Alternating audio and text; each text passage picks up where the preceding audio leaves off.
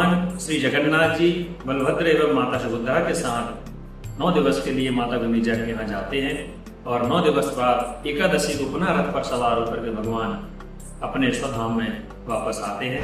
भगवान श्री जगन्नाथ महाप्रभु का वर्णन है स्कंद पुराण, ब्रह्म पुराण, नारद पुराण एवं पद्म पुराण में विस्तृत रूप से मिलता है।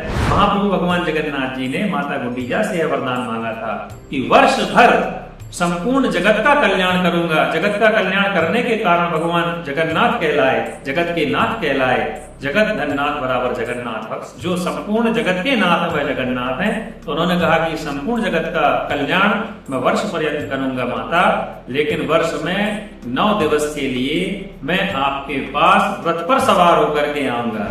शास्त्रों में तो यह तक वर्णन आया है कि जो भगवान जगन्नाथ महाप्रभु की रथ यात्रा में सम्मिलित हो जाता है पुनर्जन्म न विद्यते, वह इस जन्म मरण के चक्रव्यूह से छूट जाता है और अनंत जन्मों तक स्वर्गलोक में निवास करने वाला हो जाता है।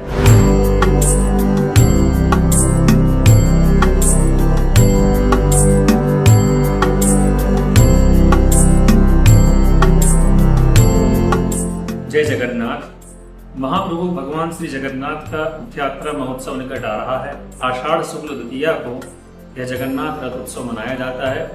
भगवान श्री जगन्नाथ जी बलभद्र एवं माता सुभद्रा के साथ 9 दिवस के लिए माता गुंडिचा के यहाँ जाते हैं और 9 दिवस बाद एकादशी को पुनः रथ पर सवार होकर के भगवान अपने स्वधाम में वापस आते हैं। तो कथा यह आती है, भगवान श्री जगन्नाथ महाप्रभु का वर्णन है स्कंद पुराण, ब्रह्म पुराण, नारद पुराण एवं पद्म पुराण में विस्तृत रूप से मिलता है। उन पुराणों के अनुसार एक पौराणिक कथा है। इंद्रद्युम्न नाम के एक राजा हुए। उन राजा ने भगवान लक्ष्मी नारायण का यज्ञ किया। यज्ञ से प्रकट होकर के भगवान ने उन्हें वरदान दिया कि 10,900 वर्षों तक इंद्रद्युम्न आप इस पृथ्वी पर राज करेंगे। इस सृष्टि का संपूर्ण सुख तुम्हें प्राप्त होगा। जब तक सूर्य, चंद्रमा और तारे रहेंगे, जब तक नदी, तालाब, पर्वत और समुद्र रहेंगे, तब तक आपकी अक्षय कीर्ति इस पृथ्वी लोक में विद्यमान रहेगी। ऐसा वरदान महाप्रभु श्री जगन्नाथ स्वामी ने इंद्रद्युम्न को दिया। ऐसा वरदान पाकर के इंद्रद्युम्न राजा कृतकृत्य हो गए। साथ ही इंद्रद्युम्न राजा के यज्ञ में प्रयुक्त घृत जो था, जिस घी से इंद्रद्युम्न राजा के द्वारा हवन किया गया था, यज्ञ किया गया था, उस उस घृत से इंद्रद्युम्न सरोवर की उत्पत्ति हुई। और ऐसा वरदान भगवान ने दिया कि इंद्रद्युम्न के यज्ञ में प्रयुक्त करने वाले घृत से जो उत्पन्न हुआ इंद्रद्युम्न नाम का सरोवर है, उस सरोवर में जो स्नान करेगा वह तुरंत इंद्रलोक को प्राप्त हो जाएगा। ऐसा वरदान भगवान महाप्रभु जगन्नाथ जी ने इंद्रद्युम्न को दिया। जब इंद्रद्युम्न राजा ने कठोर तप भगवान के लिए किया, यज्ञादि किया, अनुष्ठान किए।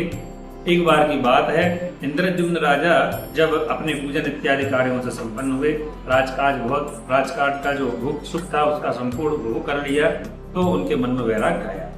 उन्हें पता चला कि भगवान नील माधव रूप में विद्यमान है।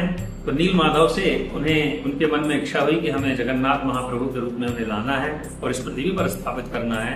भगवान की कठोर आराधना करने के बाद भगवान उन पर प्रसन्न हुए और प्रकट होकर के बोलने लगे कि हे राजन, मांग लो, तुम्हें क्या मांगना। तो इंद्रद्युम्न राजा ने यह वरदान मांगा कि आपकी प्रतिष्ठा मैं इस पृथ्वी पर करना चाहता हूँ। मैं चाहता हूँ इस पृथ्वी लोक में सदा सदैव के लिए आप यहाँ पर विराजमान हो जाओ। तो इंद्रद्युम्न की इस प्रार्थना को स्वीकार करके भगवान ने कहा कि मैं यहाँ पर इस पृथ्वी पर तुम्हारे कहे अनुसार विग्रह के रूप में उपस्थित होऊंगा। एक दिन इंद्रद्युम्न को स्वप्न दिया और स्वप्न में भगवान ने कहा कि समुद्र के किनारे एक अलौकिक वृक्ष तुम्हें मिलेगा, उस वृक्ष को काट करके ले आओ। उस वृक्ष को काट करके उस वृक्ष के द्वारा तुम मेरे विग्रह का निर्माण कराओ। तो इंद्रद्युम्न राजा ने प्रातः काल उठ करके सभासदों को अपना स्वप्न सुनाया और अपने सभासदों पार्षदों के साथ समुद्र किनारे गए। और वहां पर बहुत से लोग बोलते हैं कि दारू की काष्ठ होती है, वो बहुत लोग बोलते हैं कि नीम की लकड़ी है, लेकिन वह स्कंद पुराण में वर्णन है कोई अलौकिक वृक्ष था। उस वृक्ष की लकड़ी को काट करके इंद्रद्युम्न राजा ले आए। फिर भगवान विश्वकर्मा स्वयं ब्राह्मण का या उसका जो निर्माण, लकड़ी का निर्माण करने वाले कारीगर का रूप धारण करके राजा के पास आए और उन्होंने भगवान का श्री विग्रह, भगवान जगन्नाथ जी जो हैं भगवान श्री कृष्ण का अवतार हैं, और जो बलभद्र जी हैं शेषशाही भगवान बलराम का अवतार हैं, और सुभद्रा माता जो है वह अवतार हैं। ऐसे इन तीनों विग्रहों का निर्माण कराया। इन तीनों विग्रहों का निर्माण कराने के पश्चात इंद्रद्युम्न राजा ने श्री क्षेत्र पुरुषोत्तम क्षेत्र जिसे कहा जाता है जगन्नाथपुरी में भव्य मंदिर का निर्माण करके भगवान की प्राण प्रतिष्ठा कराई। राजा इंद्रद्युम्न इस पृथ्वी के ऐसे एकमात्र राजा हुए जिन्होंने मंदिर निर्माण कराते ही अपना संपूर्ण राज्य त्याग दिया, तत्क्षण राज्य को त्याग दिया और राज्य त्याग करके भगवान महाप्रभु जगन्नाथ जी की सेवा में लग गए। उनकी जो धर्मपत्नी थी माता गुंडीचा, वह भी भगवान की अत्यंत प्रिय थी, भगवान उन्हें प्रिय थे। वह भगवान की नित्य सेवा, श्रृंगार इत्यादि सेवा भगवान के लिए करने लगी। तो उसके पश्चात जब नित्य सेवा भगवान की करने लगे तो एक दिन भगवान फिर प्रकट हो गए। उन्होंने कहा कि हे राजन, पहले ही तुम मुझे इतने प्रसन्न कर चुके हो और कितना प्रसन्न करोगे। भगवान के नेत्र सजल हो गए और भगवान ने कहा कि तुम वरदान मांगो। इंद्रद्युम्न नाम के राजा ने कहा कि बिना वरदान मांगे आपने हमें 10,900 वर्ष तक राज्य करने का वरदान दे दिया। जब तक इस पृथ्वी पर, इस भूमंडल पर सूर्य चंद्रमा तारे रहेंगे और जब तक पृथ्वी एवं पर्वत रहेंगे तब तक मेरी ख्याति रहेगी। इससे ज्यादा मुझे और कुछ नहीं चाहिए। जिसको आपकी प्राप्ति हो गई हो, आपकी प्राप्ति के लिए योगी जन हजारों वर्षों तक तपस्या करते हैं, तब जाकर के आप प्राप्त होते हो। जैसे आप प्राप्त हो गए हो, जैसे आपकी सेवा प्राप्त हो गई हो, उसे भला और क्या चाहिए। फिर इंद्रद्युम्न राजा से भगवान ने बहुत कहा कि कुछ ना कुछ वरदान मांगना पड़ेगा। इंद्रद्युम्न राजा ने बड़े संकोच के साथ भगवान से कहा कि हे प्रभु, एक बात जो है वह मेरे हृदय को बार बार कष्ट पहुंचाती है। यदि उस समस्या का निराकरण आप कर दें तो बड़ी कृपा होगी। तो भगवान महाप्रभु श्री जगन्नाथ जी ने कहा कि वरदान मांगो।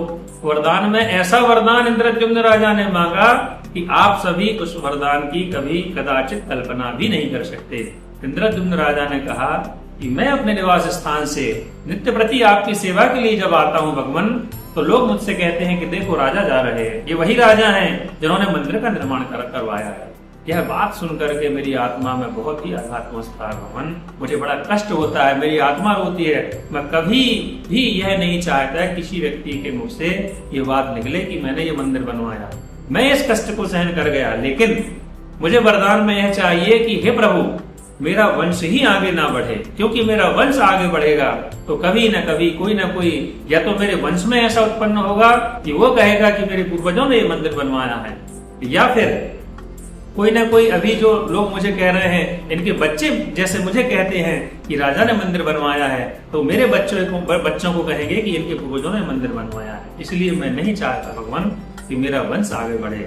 माता गुंडीचा वहां पर सुन रही थी, तो उन्होंने कहा कि मैं आप दोनों की भावनाएं समझ गई कि आप लोगों की भावनाएं अत्यंत पवित्र हैं, लेकिन हे प्रभु, मेरे मन में, चूंकि मैं एक माँ हूँ, मेरे मन में जो वात्सल्य प्रेम उमड़ रहा है उसका क्या। यदि मुझे किसी संतान की प्राप्ति नहीं हुई तो मुझे वात्सल्य सुख का प्राप्त नहीं हुआ तो मेरे इस जीवन पर, इस पृथ्वी पर जन्म लेना ही निरर्थक हो जाएगा। भगवान महाप्रभु श्री जगन्नाथ जी ने कहा, जो जगत के नाथ हैं, उन्होंने कहा कि मैं वरदान देता हूँ, एक ही वरदान में मैं तुम दोनों की मनोकामना पूर्ण करूंगा। हे इंद्रद्युम्न, आज से मैं तुम्हारा स्वामी हूँ और माता गुंडीचा मैं आपका पुत्र हूँ। देखिए भगवान की कृपा कि भगवान स्वयं माता गुंडीचा के पुत्र बन गए, और जैसे ही उन्होंने ऐसा कहा तो माता गुंडीचा फूट फूट कर रोने लगी। अत्यंत वात्सल्य प्रेम उनके मन में उमड़ रहा था और भगवान महाप्रभु जगन्नाथ जी माता की गोद में भर गए। और वो माता के अंत में जैसे ही जगन्नाथ जी भरे हैं, और कुछ शास्त्रों में तो यह भी वर्णन आया है कि तत्क्षण माता गुंडीचा के पयोधर में दुग्ध आ गया और भगवान श्री जगन्नाथ अपने अधर पर धारण करके उसका पान करने लगे। ऐसे परम महाकृपालु भगवान श्री जगन्नाथ जी है कि आप उनकी आराधना करेंगे तो आपका पुत्र बनने के लिए भी तैयार है। यह सब तो हो गया। तब भगवान जगन्नाथ जी ने, अभी तो माता गुंडीचा ने जगन्नाथ जी से मांगा था कि मुझे पुत्र प्रेम चाहिए, वात्सल्य प्रेम चाहिए, तो उसमें भगवान महाप्रभु उनके पुत्र बन गए। अब भगवान ने कहा कि हे माता, इस पृथ्वी पर 3 ही माताएं हुई, यशोदा माता, देवकी माता और गुंडीचा माता। तो गुंडीचा माता से भगवान ने वरदान मांगा। मुद्दे की बात प्रमुख यह है, जिसके माध्यम से यह प्रमुख जानकारी रथ यात्रा क्यों होती है, क्यों आषाढ़ शुक्ल द्वितीया को भगवान जाते हैं और एकादशी को वापस आते हैं। महाप्रभु भगवान जगन्नाथ जी ने माता गुंडीचा से यह वरदान मांगा था कि वर्ष भर संपूर्ण जगत का कल्याण करूंगा। जगत का कल्याण करने के कारण भगवान जगन्नाथ कहलाए, जगत के नाथ कहलाए। जगत धननाथ बराबर जगन्नाथ भक्त, जो संपूर्ण जगत के नाथ है वह जगन्नाथ है। तो उन्होंने कहा कि संपूर्ण जगत का कल्याण मैं वर्ष पर्यंत करूंगा माता, लेकिन वर्ष में 9 दिवस के लिए मैं आपके पास रथ पर सवार होकर के आऊंगा। तो ये तब मैं जाकर के आपका पुत्र प्रेम जो है वह प्राप्त कर पाऊंगा, क्योंकि वर्ष भर तो मैं जगत के कल्याण में लगा रहूंगा। इसलिए भगवान उस समय माता गुंडीचा ने उनको वरदान दिया कि बिल्कुल आप हमेशा पधारिए। तब से लेकर के आज तक भगवान महाप्रभु जगन्नाथ बलभद्र के साथ, भगवान बलभद्र के साथ एवं माता सुभद्रा के साथ रथ पर आरूढ़ होकर के बड़े श्रद्धा भक्ति भाव के साथ संपूर्ण लोगों के साथ गाजे बाजे से और उत्साह के साथ अपनी माँ के घर जाते हैं और यह उत्सव मनाया जाता है। शास्त्रों में तो यह तक वर्णन आया है कि जो भगवान जगन्नाथ महाप्रभु की रथ यात्रा में सम्मिलित हो जाता है, पुनर्जन्म न विद्यते, वह इस जन्म मरण के चक्रव्यूह से छूट जाता है और अनंत जन्मों तक स्वर्गलोक में निवास करने वाला हो जाता है। बोलिए जगन्नाथ महाप्रभु की जय।